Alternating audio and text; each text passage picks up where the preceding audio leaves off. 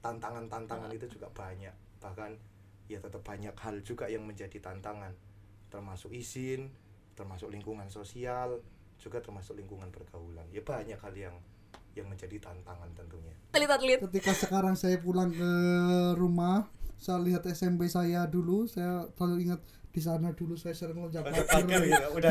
Tongkrongan. Gak apa-apa Romo kan, itu film di kuasa gelap. Gelap. Tapi kalau berkaitan dengan orang muda, itu yang ketika yang jatuh cinta ataupun yang sedang berteman, hati-hati teman-teman, bahwa pelukan dan juga ciuman itu bukan tanda cinta, tetapi tanda pengkhianatan. Itu dilakukan oleh Yudas pada Yesus.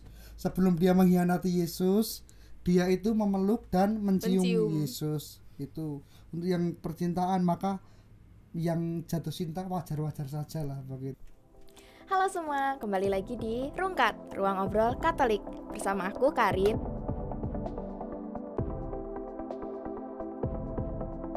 Nah, di sini kita punya narasumber yang keren. Ada Frater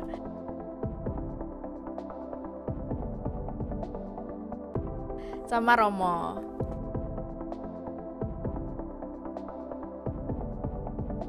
Udah pada kenal kan Frater sama Romonya? Apa perlu dikenalin lagi? Udah bosen. Setiap hari ketemunya ini terus.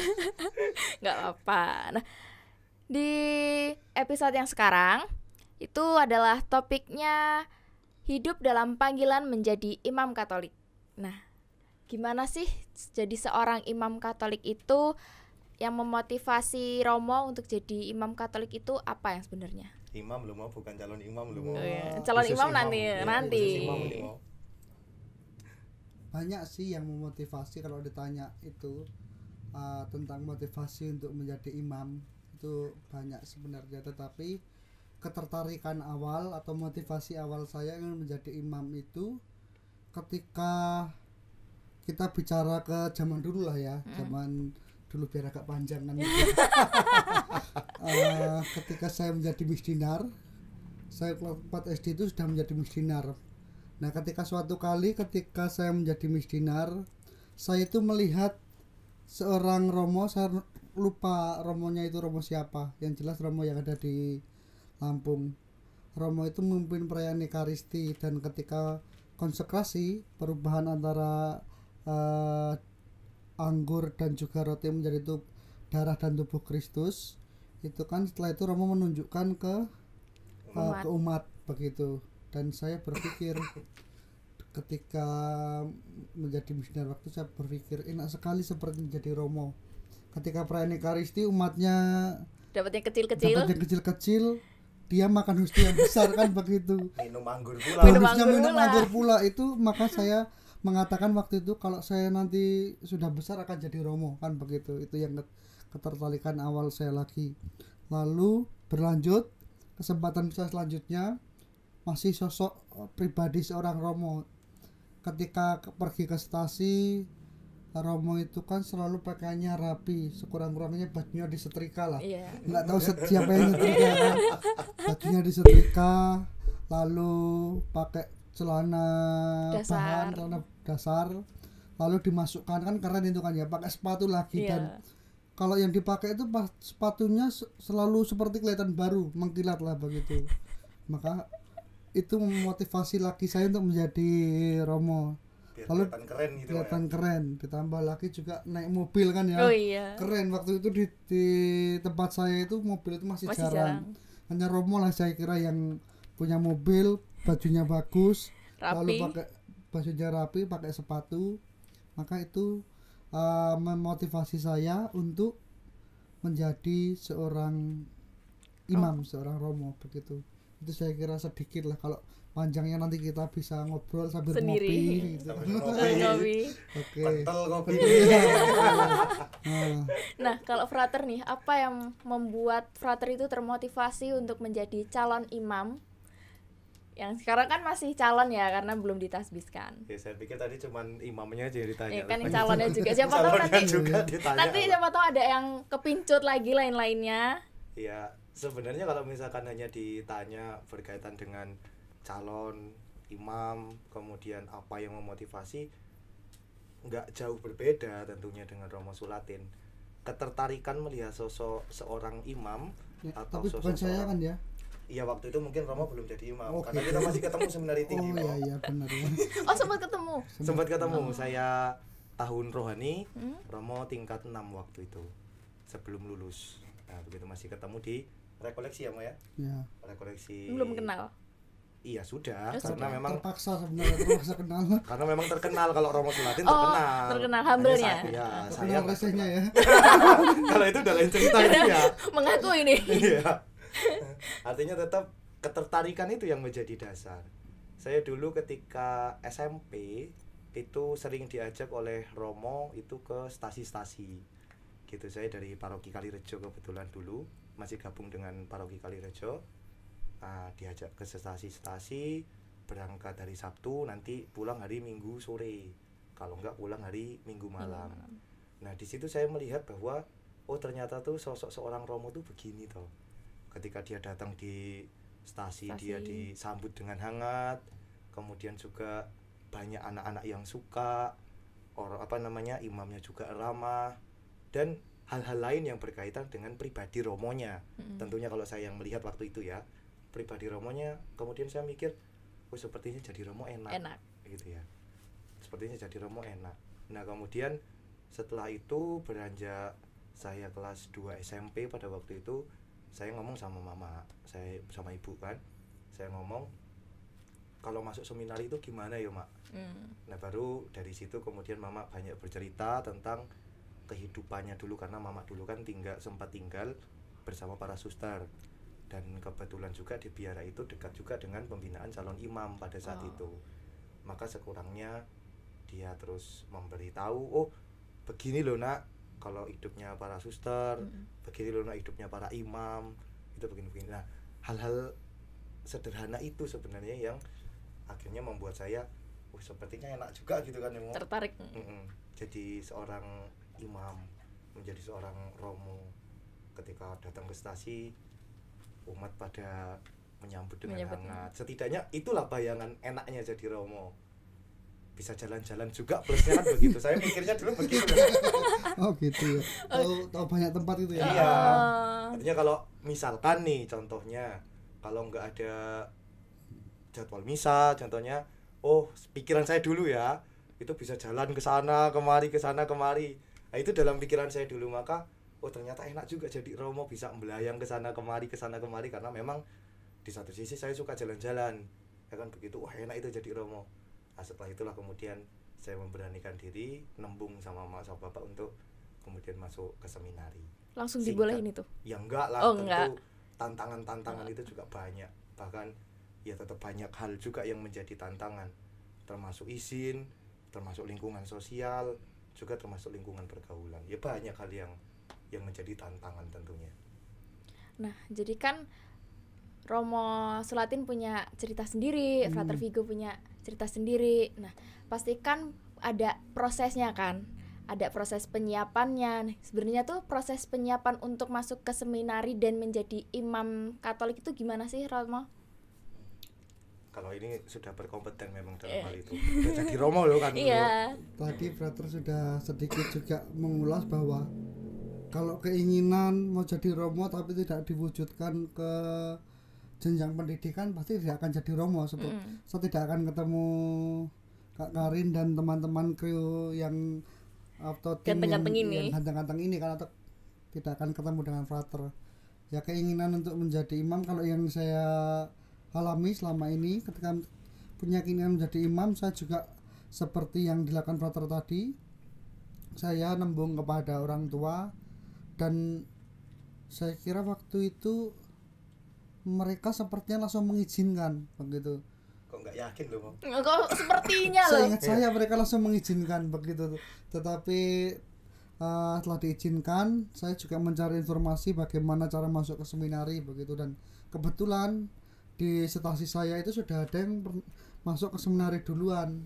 Saya tanya-tanya, akhirnya saya ikut proses pendidikan di seminari, dan kebetulan waktu itu saya lulus SMP langsung masuk. Artinya di seminari menengah itu saya 4 tahun. 3 tahun itu masih setara dengan SMA biasa begitu lah, reguler. Ya belajar ekonomi, bahasa Indonesia, matematika, IPA. bahasa Inggris, IPA segala macam itu diajarkan, tapi jangan ditanya nilainya ya. Hancur begitu. Oh, tapi enggak lah, tetap Enggak, yang penting kan jadi imam kan iya, sekarang iya, kan. betul. Bahkan pengalaman ketika di seminari itu, seminari menengah selama 4 tahun, saya sering masuk 5 besar. Ketika SMA kelas 1 2 3 itu 5 besar, tapi dari belakang. Baru mau ditanya di depan apa di belakang? Dari belakang. Bahkan ketika awal di seminari menengah kan, kawan-kawan itu ketika sudah tidak ada yang remedi, mereka boleh pulang duluan. Pasti saya yang pulang paling terakhir. Paling terakhir gitu begitu, ya. karena harus remedi begitu. Maka kalau teman-teman ngajak, ayo kita lihat nilai, saya sudah pasti tidak akan melihat, karena pasti Udah terakhir sendiri itu Masnya tuh. sendiri begitu. Tetapi ya itu proses lah saya kira. Karena kenapa bisa demikian ya, saya berasal dari sekolah yang di daerah, lalu juga bertemu dengan teman-teman yang dari banyak tempat kan, mereka jebolan Saverio segala macam, kita negeri kadang masuk nggak masuk kan begitu. Dan bahkan ketika di SMP pun kalau dibilang nakal ya nakal, dibilang enggak ya nakal begitu. Bahkan saya pernah di rapot itu alpa sampai setengah bulan begitu.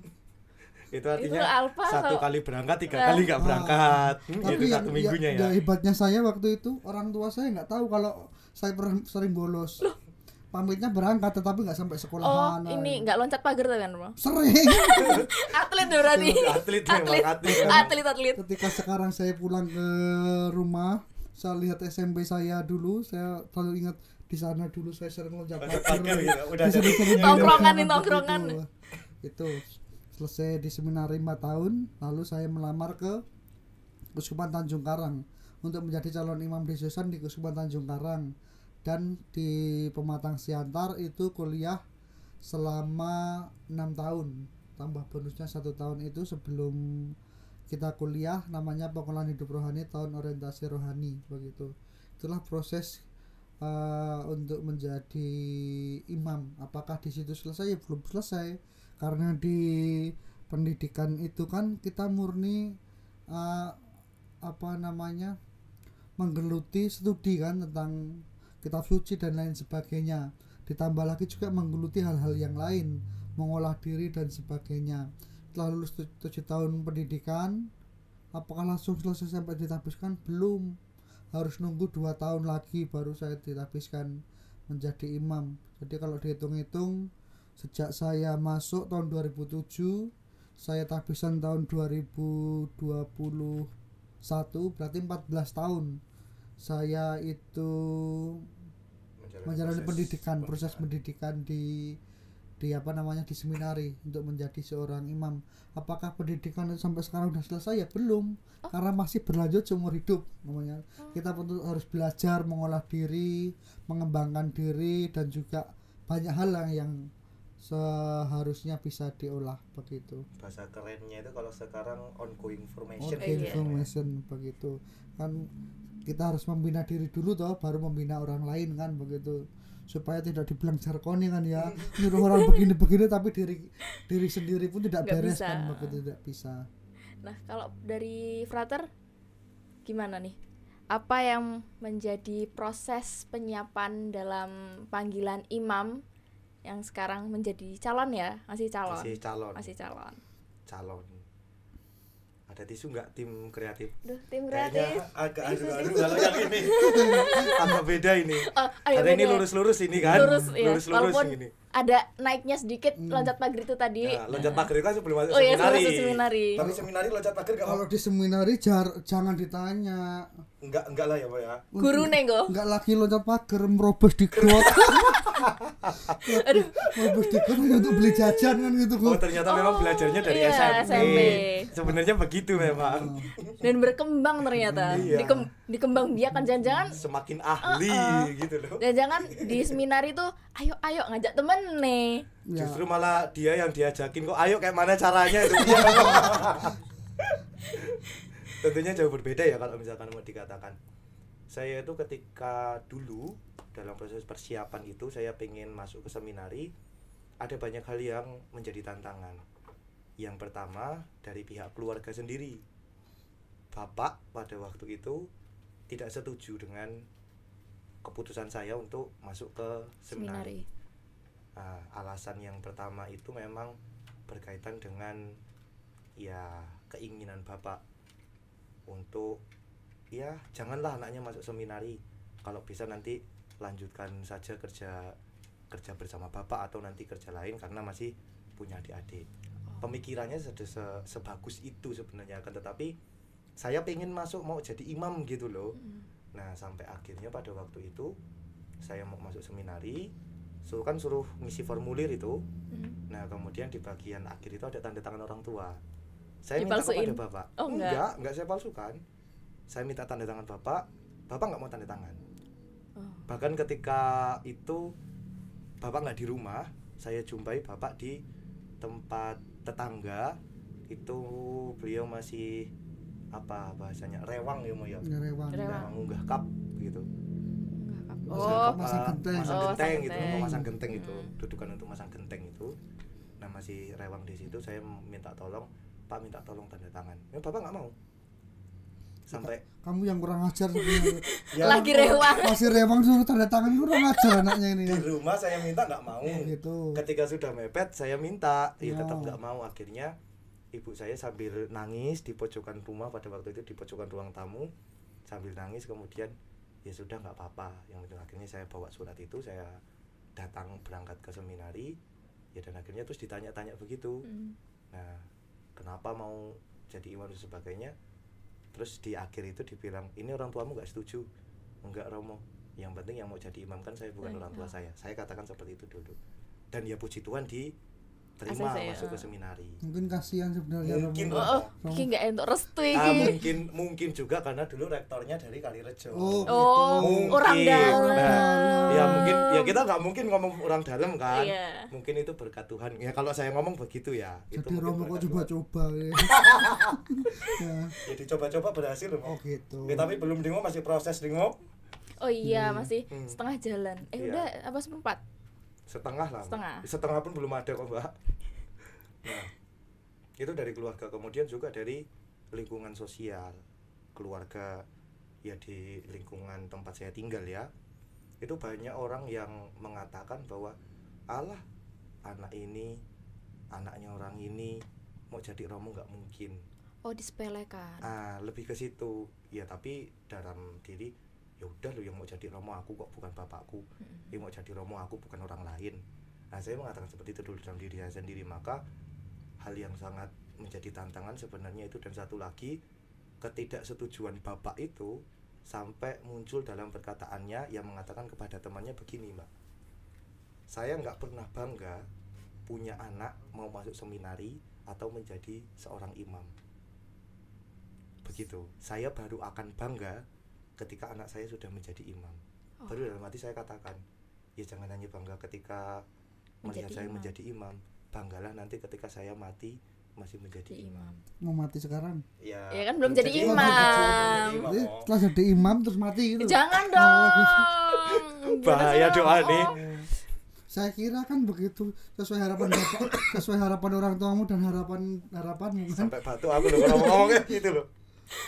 Oh ya, kan sebagai imam itu banyak apa ya, kalau diomong cabangnya kan. Nah, terus Romo sama Frater kan memilih untuk masuk ke cabang projo, imam projo.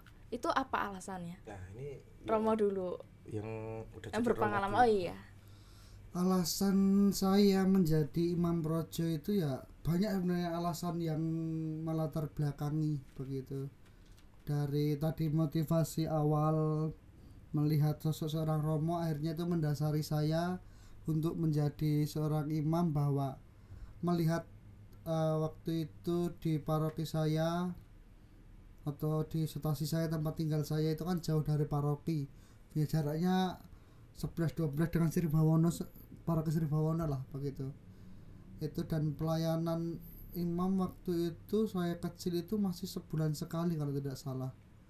Dan suatu kali saya pernah ikut Romo itu ketika sudah di seminari dan liburan, saya ikut melayani Romo keliling dari stasi satu ke stasi yang lain. Kalau Frater tadi mengatakan berangkat Sabtu pulang Minggu ya, Iya, itu berangkat Kamis pulang Senin. Kan begitu, harus misah berkali-kali begitu. Dan dari situ keinginan untuk menjadi imam diosesan itu muncul begitu.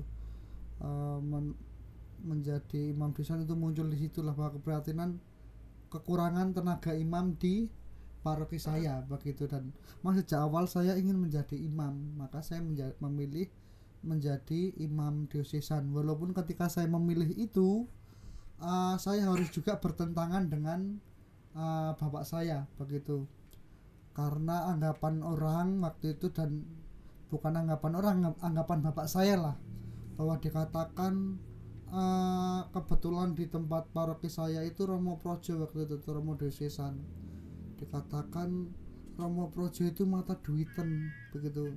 Bapak saya mengatakan begitu.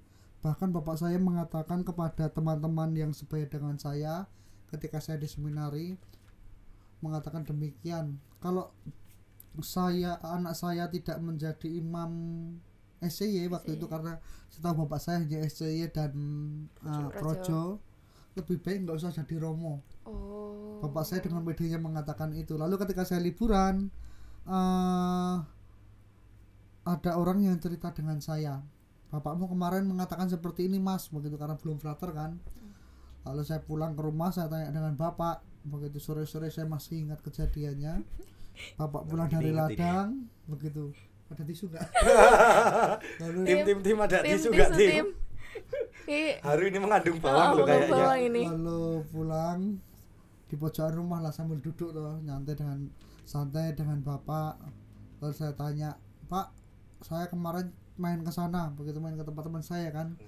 Lalu mereka cerita begini, katanya bapak melarang saya untuk menjadi imam Projo. Apakah benar? Bapak mengatakan dengan semangatnya, iya benar. Kenapa?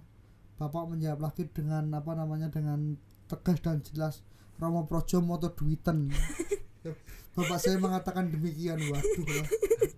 Kenapa bapak mengatakan itu? Kolektor. Nah itu gitu, yang sekarang duit kolektor segala macam, lalu iuran ini begitu. Dan waktu itu dipraktekkan romo-romo yang ada di paroki saya, karena semangat kemandirian setiap paroki itu kan sedang digalakkan, tidak lagi minta ke keuskupan. Begitu. Makanya paroki ya untuk beli BBM kendaraan, untuk makan sehari-hari romo, gaji karyawan dari situ kan.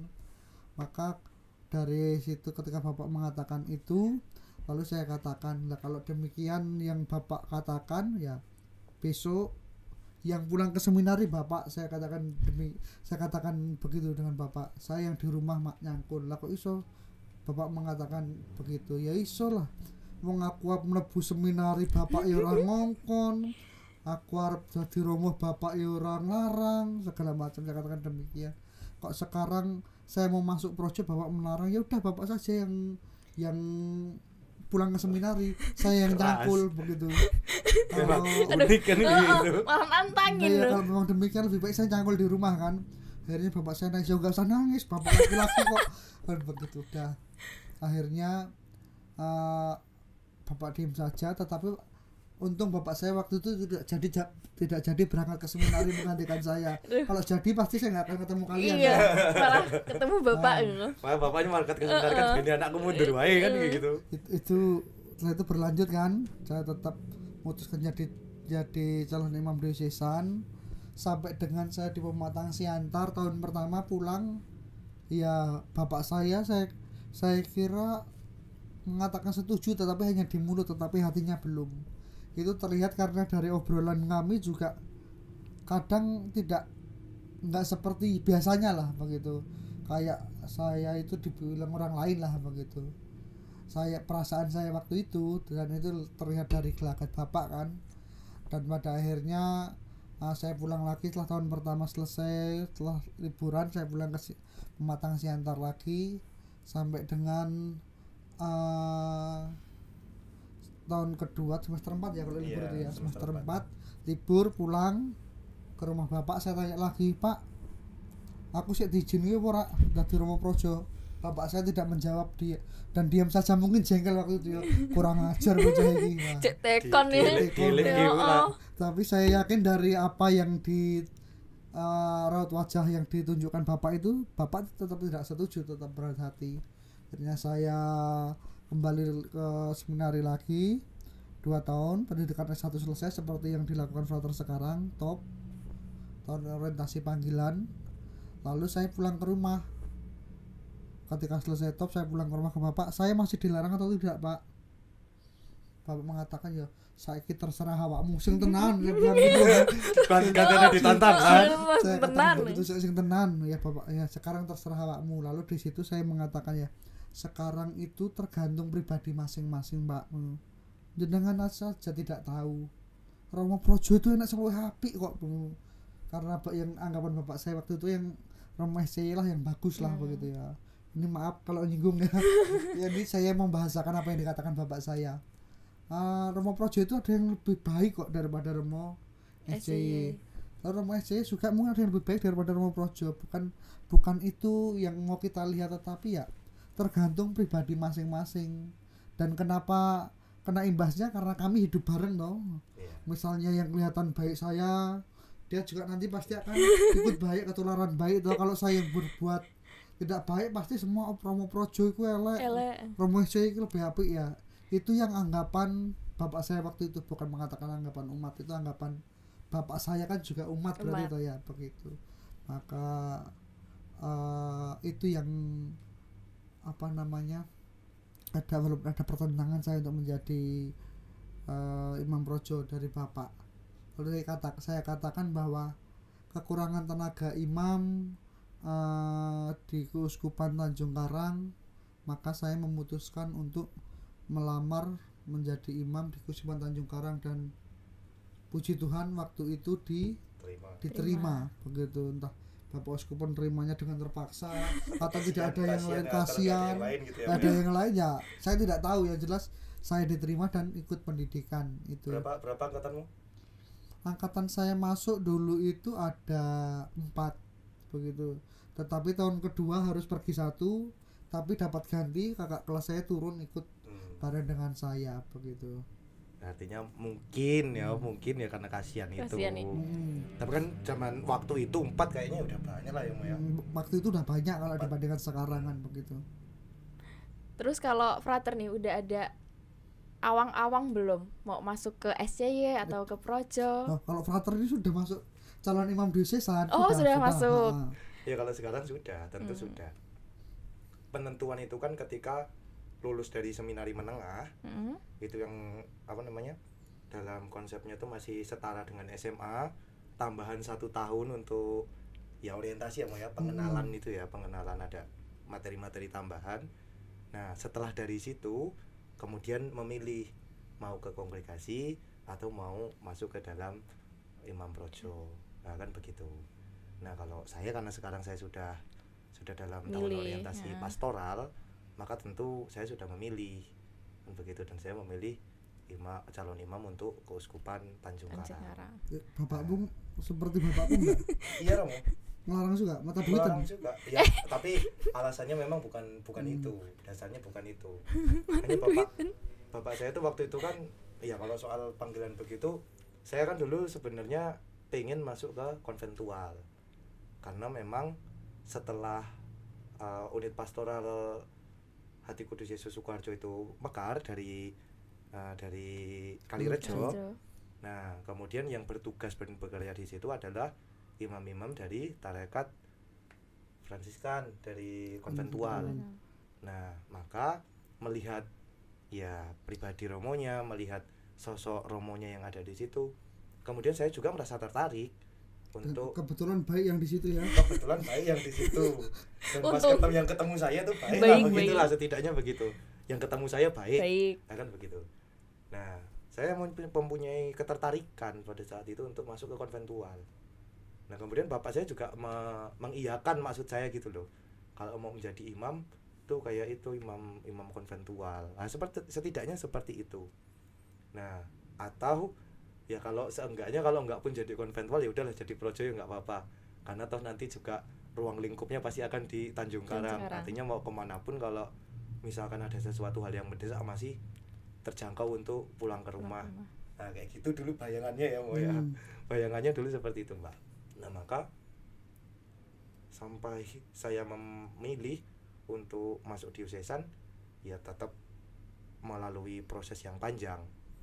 Karena memang saya pengen masuk konventual, tetapi di sisi lain saya juga pengen masuk projo. Kan gitu, masih dilema pada saat itu.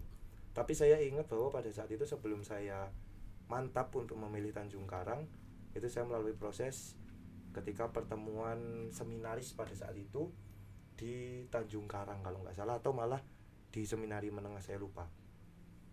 Itu Bapak Uskup pernah mengatakan demikian. Bapak Uskup Monsinyur Harun pada saat itu pernah mengatakan begini, kamu lahir dari rahim Tanjung Karang, artinya ibu kalian itu adalah Keuskupan Tanjung Karang. Nah, kalian bebas untuk mau memilih menjadi seorang imam apapun itu, diosesan, SCY, konventual, dan berbagai macamnya itu. Akan tetapi ingat bahwa untuk sekarang ibu kalian berteriak memanggil kalian untuk kembali ke Tanjung Karang. Kata-kata itu yang sampai sekarang itu masih melekat di dalam hati saya. Oh, saya lahir dari Tanjung Karang, ibu saya sekarang berteriak untuk meminta saya kembali masuk ke Tanjung Karang, maka dengan kebulatan hati saya pengen masuk ke Tanjung Karang. Wah, berarti emang ada proses-prosesnya tuh sendiri dan panjang ya, cukup panjang. Tentu ya, kita mengatakan refleksi itulah ya Mo ya. Refleksi itu untuk memilih, untuk merenungkan yang mana yang paling ya bukan semata-mata cocok, tapi yang mana juga yang akhirnya bisa membuat saya nyaman dengan memikirkan apa tujuan saya untuk menjadi seorang calon imam atau menjadi seorang calon biarawan. Artinya seperti itu. Nah, dalam proses sepanjang itu, apalagi sampai Romo sulatin sendiri 14 tahun ya Romo, pasti kan banyak tantangannya nih Romo. Nah, tantangan itu yang membuat Romo, pastinya membuat Romo itu kayak aku harus tetap mempertahankan imanku untuk menjadi seorang imam. Itu gimana Romo? Apa tantangannya itu apa aja sih Romo? Dan cara menanggulangi tantangan-tantangan itu gimana Romo? Banyak sih dia kalau dibilang tantangan ya. termasuk sing apik ya dicacat, sing elek ya dicacat. Kan kayak hidup seorang imam loh. Iya, daftar urung. Banyak sih selama proses pendidikan lah yang saya rasakan. Yang pertama waktu itu tantangan pertama itu di awal-awal jauh dari orang tua. Karena saya tidak pernah pergi mbok-mbokan gitu loh. Dan pergi jauh itu tuh ketika di seminari begitu. Maka 3 tahun pertama itu bukan tiap hari lah. Kita nggak cengeng-cengeng amat kan. Pasti seminggu sekali saya itu nangis kangen. Dan teman-teman saya nggak tahu kalau saya sering nangis. Saya nangisnya itu di tempatnya suster, kan ada suster yang mendampingi di seminari kan. Suster numpang nangis. Numpang nangis. Kangen boe begitu. Dan ketika selesai nangis sudah saya pergi begitu. Ya kan nggak cocok gitu loh. Rai sangar, muka sangar, nangis bapak nangisan karena apa? Kangen karo mbok. Itu. Lalu ya habis itu hahi lagi dengan teman-teman kan. Bahkan sampai teman-teman saya itu tanya, kowe iki lho koyo niki ora tau sedih-sedih atau sedih ndiasmu nggak ngerti wae. Kamu tidak tahu kalau saya pernah nangis juga kan begitu. Seminggu sekali nangis sama suster. Tapi teman-teman saya nggak tahu, maka karena prinsip saya waktu itu ketika ketemu orang dengan senyuman saya, walaupun senyuman saya nggak manis nggak apa-apa. Senyuman palsu pun nggak apa-apa, yang penting orang melihat saya termotivasi lah untuk ketawa walaupun ketawanya ngejek saya. Itu tantangan pertama itu. Lalu yang kedua tantangan studi begitu, karena seperti saya katakan di awal tadi bahwa ya ora pinter-pinter amat lah begitu. Bilang SMP 3 tahun ya kalau bolos sudah sering tadi. Enggak genep lah 3 tahun iku ya. Nggak genep ya. Nggak genep lah begitu. Bahkan ketika ujian terakhir itu bapak saya sampai ngomong, kowe kalau orang lulus rabi wae yo. Orang itu ijazah, yang penting itu ijabsah begitu. Saya juga takut bahwa tidak lulus dari SMP, akhirnya lulus lalu lanjut karena tadi ya tergolong ya nakal, akhirnya ya sekolah ya orang sekolah. Saya ngerjakan PR waktu SMP itu di sekolahan, berangkat pagi ngerjane delokne kancane kan begitu. Oh sama Romo. Oh, Sama. Ada Sama. Berarti kamu nggak kreatif nyontoh saya kan. Contoh dia mau. Nah, itu yang di SMP maka, dan itu ketika di seminari ya nggak bisa seperti itu, pasti ketahuan. Itu yang menjadi tantangan terbesar saya, maka dari ke tahun ke tahun saya selalu mengajukan kalau saya mundur bagaimana Suster Romo begitu, tapi untunglah mereka tidak mengizinkan karena saya di studi lemah. Kan di seminari ada beberapa hal yang dinilai kan, ada tentang studi, hidup bersama, hidup rohani, lalu kesehatan. Dulu saya nggak seperti ini, sehat lah. Kalau sekarang juga masih sehat. Begitu.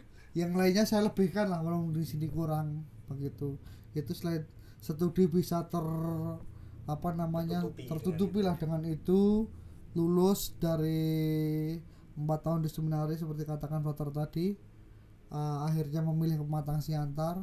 Ternyata ketika kuliah di Pematang Siantar pun saya kira saya paling bodoh, ternyata ada yang lebih parah dari saya begitu. Ya ampun, saya kira sampai kelus dada begitu. Tapi akhirnya pengalaman saya yang saya rasakan di seminari, saya tularkan kepada teman saya yang menganggap dirinya juga rendah begitu. Dia mau bangkit, akhirnya bareng-bareng lah, walaupun pada akhirnya dia tidak menjadi imam. Itu tantangan kedua, studi. Lalu tantangan selanjutnya ketika di awal-awal di Pematang Siantar, karena dengan berbagai teman dari latar belakang itu tentu kan juga menjadi tantangan tersendiri kan ya, hidup dengan orang lain, harus ada gesekan dengan banyak orang, apalagi masih jiwa muda. Berkobar-kobar salah sedikit hantam. Kan begitu, sedikit hantam. Tapi ya saya tidak pernah berkelahi lah begitu. Hanya mungkin belum pas main bola ya. Main bola saya tunggu kakinya. Itu bola lewat nggak apa-apa, kaki jangan sampai lewat. Nah, itu menjadi hal yang sering dilakukan di seminari. Ya. Itu selain bukan rahasia umum ternyata. Bukan kalau itu. Artinya kalau pulang dari lapangan terus kaki pincang, kenapa Allah nggak jauh-jauh dari keselengkak kaki mo. Itu setelah tantangan studi tadi itu lewati, lalu selanjutnya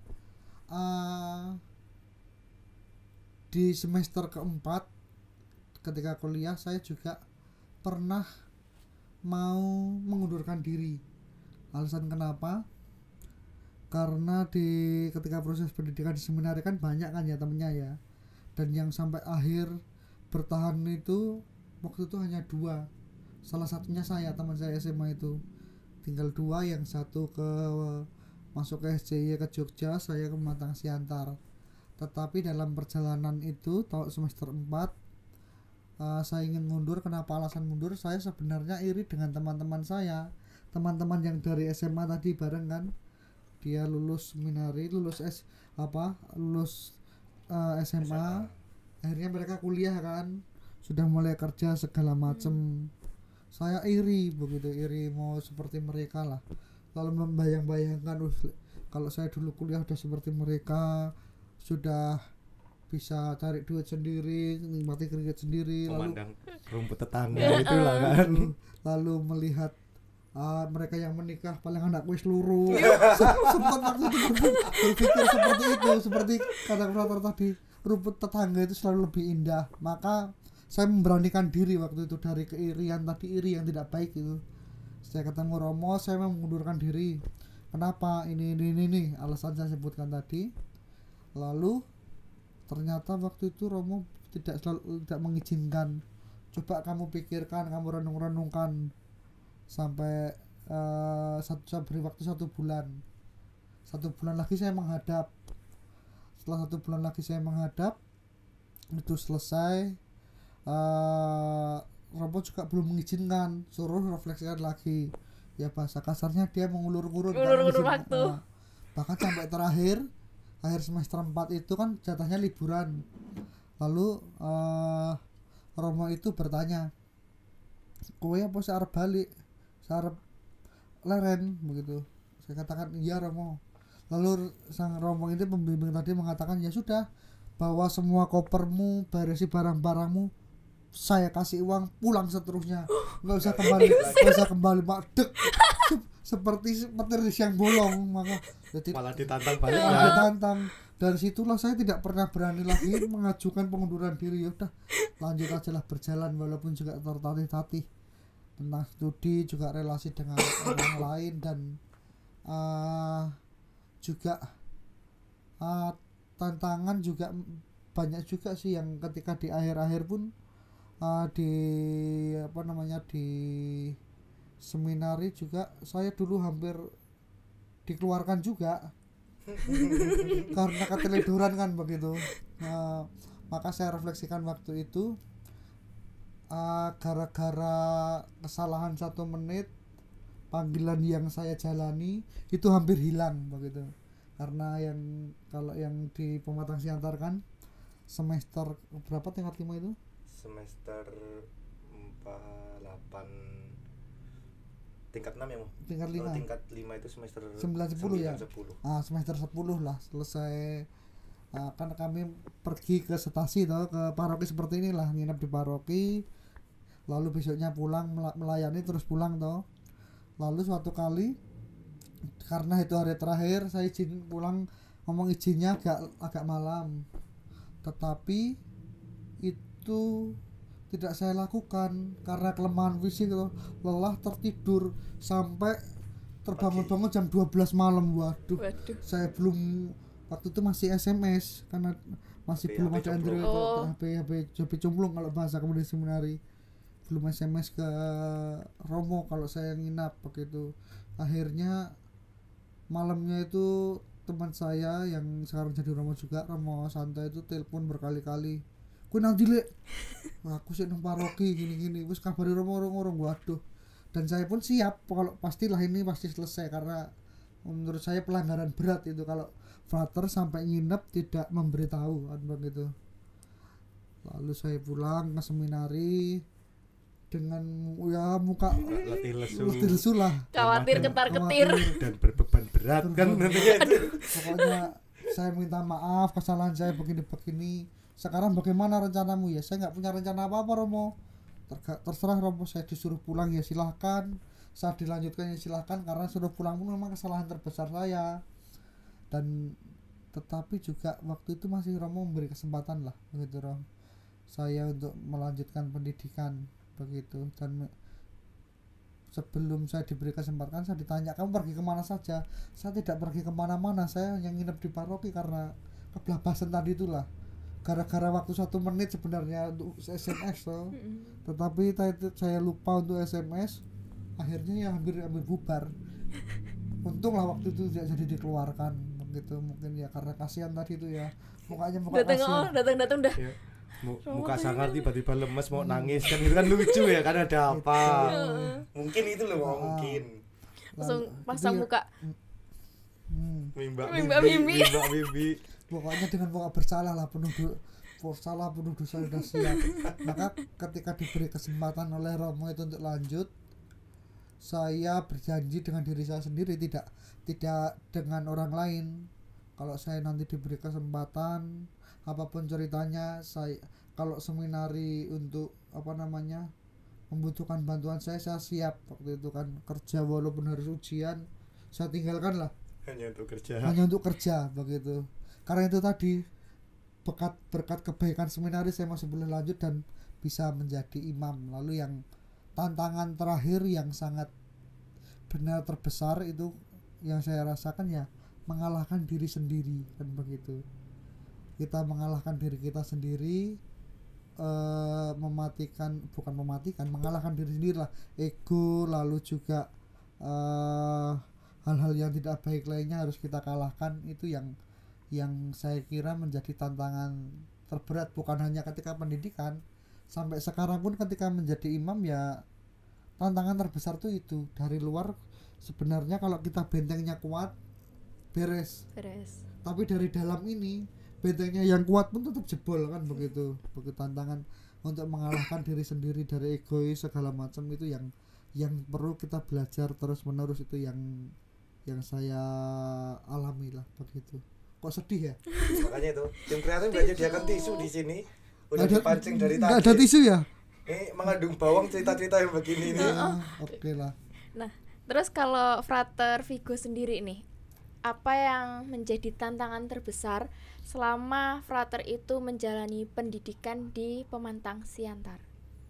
Banyak hal sebenarnya. Ya, pertama tadi memang benar yang dikatakan bahwa pendidikan, hal intelektualitas itu menjadi sesuatu yang ya bukan dikatakan gampang, ya sulit juga, karena memang harus mengikuti tuntutan yang ya dalam tanda kutip kadang-kadang itu nggak sesuai dengan apa yang saya inginkan, kadang-kadang juga berbenturan dengan itu.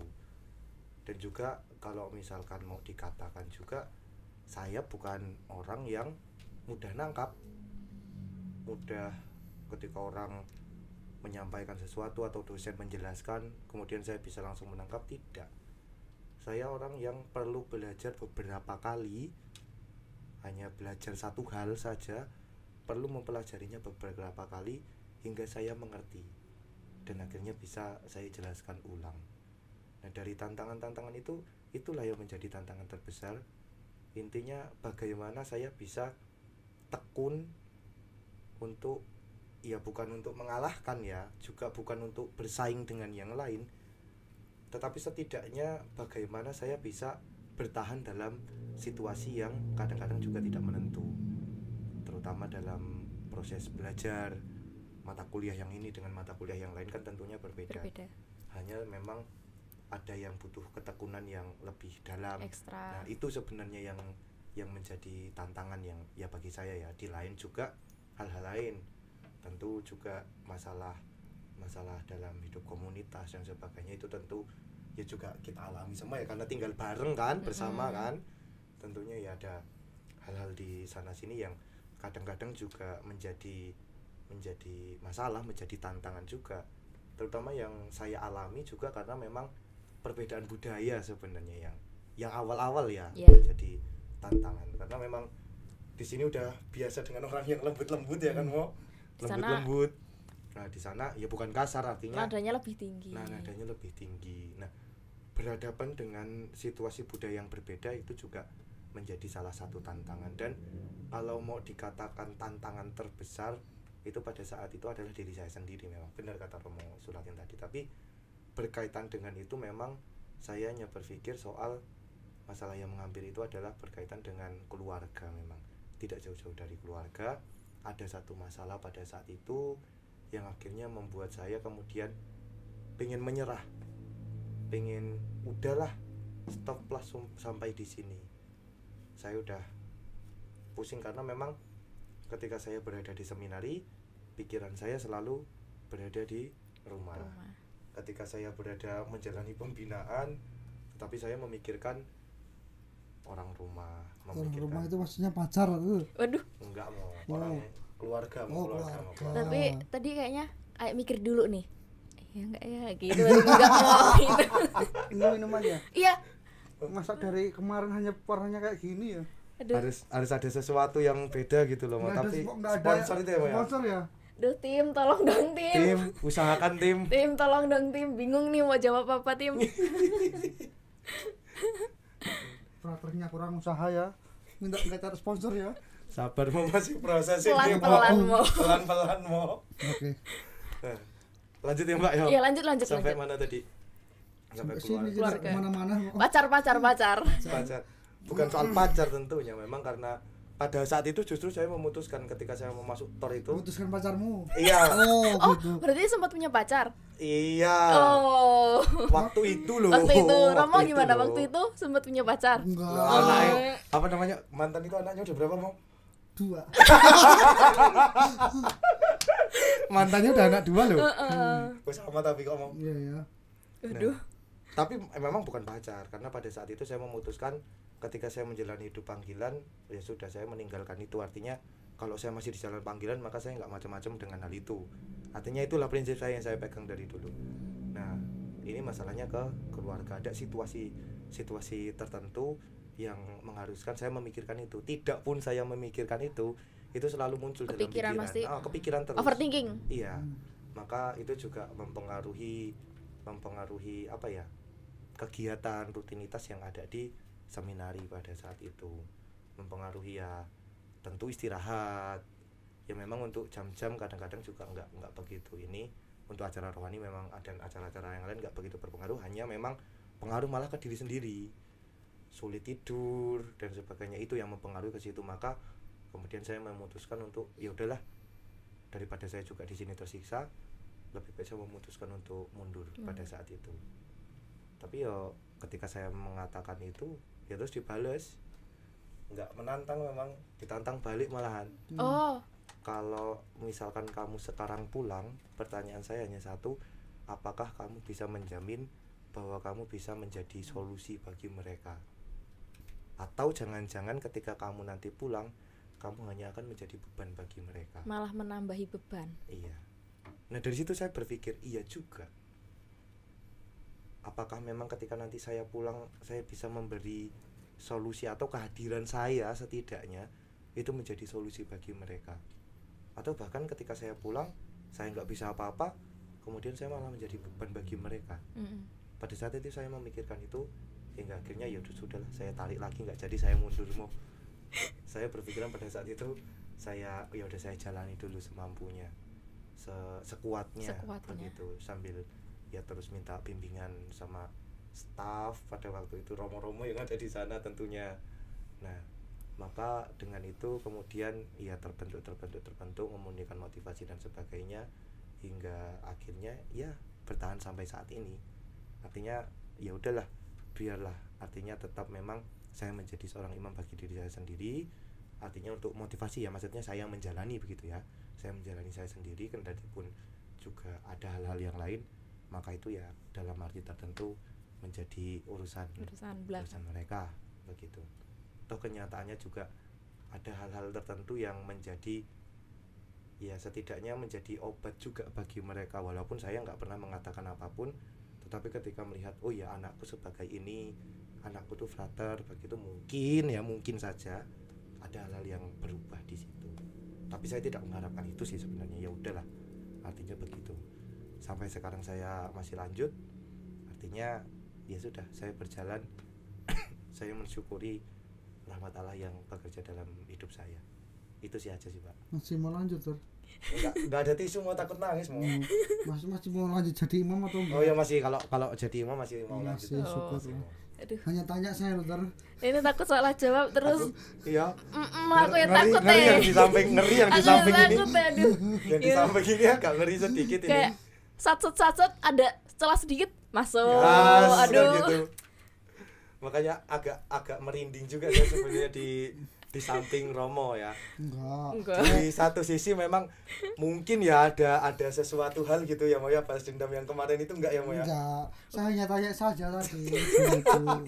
Kan urusan panggilan bukan urusan saya, urusannya dengan Tuhan Allah kan begitu. Tapi saya juga mempengaruhi Tuhan Allah. Melalui apa? Doa. Melalui doa. Nah, Bahaya. iya Romo nih. Terima kasih Romo dan Frater karena sudah mau datang untuk kesekian kalinya di Rungkat. Terima kasih sudah datang. Dan teman-teman, untuk kalian yang merasa ada panggilan, boleh dikonsultasikan ke Romo Sulatin, atau kalau misalkan kalian mau yang lebih rileks lagi karena takut mungkin sama Romo Sulatin kalau ada celah sedikit masuk kan Romo Sulatin. Nah, boleh konsultasi ke Frater Vigo, boleh kan Frater? Oh, boleh. Boleh. Ya? Boleh. Ini enggak ada kata-kata penutup gitu Tur ya. Padahal udah ada mau pesan-pesan tadi Oh, yang oke. gitu kan. Kata-kata Apa? hari ini. Mo. Kata-kata hari ini apa Romo? Yang penting bukan yang Yudas itu mau ya. Udah trauma sih dengan kata-kata. Saya nggak apa-apa Romo. Saya enggak apa-apa Romo kan. Itu film di kuasa gelap. Masih gelap. Tapi kalau berkaitan dengan orang muda, Itu yang ketika yang jatuh cinta ataupun yang sedang berteman, hati-hati teman-teman, bahwa pelukan dan juga ciuman itu bukan tanda cinta, tetapi tanda pengkhianatan. Itu dilakukan oleh Yudas pada Yesus. Sebelum dia mengkhianati Yesus, dia itu memeluk dan mencium Yesus. Itu untuk yang percintaan, maka yang jatuh cinta wajar-wajar saja lah begitu. Dan untuk kamu yang bukan putus cinta, yang memilih untuk menjadi imam, terutama menjadi imam projo, masuklah untuk mendaftar ke seminari dan memilih untuk menjadi imam projo Keuskupan Tanjung Karang. Nanti bertemu dengan saya dan frater yang keren ini serta mereka. Rasul yang keren. Kamu nggak nambahin ter? Tambahin ter kata-kata hari mau nambahin kata-kata Romo tadi itu. Boleh. Datang membawa harapan, dibalas dengan perasaan, malah pergi menghilang. Waduh. Kan begitu. Nah, bagi teman-teman yang begitu, artinya terus melihat kalau misalkan nggak dapat, terus pengen mau jadi imam, ya masuk ya nggak apa-apa, ya mau. Nggak apa-apa. Motivasi awal yang begitu ya. Motivasi awal saya menjadi imam karena putus cinta kan gitu. Jadi nikah kan begitu. Sampai nggak selesai. minum frater minum. Udah ditutup sayangnya ya. Padahal saya mau tanya sama untung udah ditutup. Sama host kan. Tanya-tanya kita masih sama apa kan? Di episode selanjutnya Romo. Tapi jangan undang saya lagi lah kalau minumnya kayak gini. Harus ada yang warna-warni lah, tim kreatif. Kadang-kadang nggak kreatif juga ya mau. Minimal sirup gitu kan ya. Yang merah atau yang kuning-kuning itu ya mau ya. Kuning-kuning. Yang penting nggak bening lah.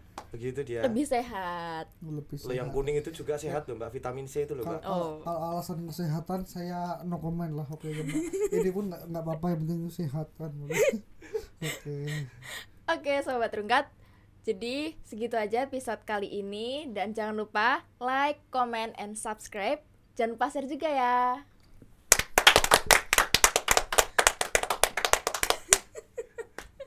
Kucing malah di stop loh. Aku ndelok wis 50 lebih. Kan 1 jam lebih. Parah. Karena sih ada 2 loh pertanyaannya. Apa gue? Menjaga keseimbangan antara pelayanan sama kehidupan pribadi, terus sama pengalaman paling berkesan selama pelayanan. Malah sih berkesan gue sih nanti ngomong. Udah dimatiin tau? Langsung.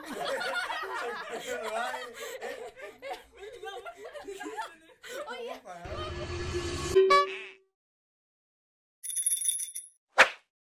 Rungkat ruang ngobrol Katolik.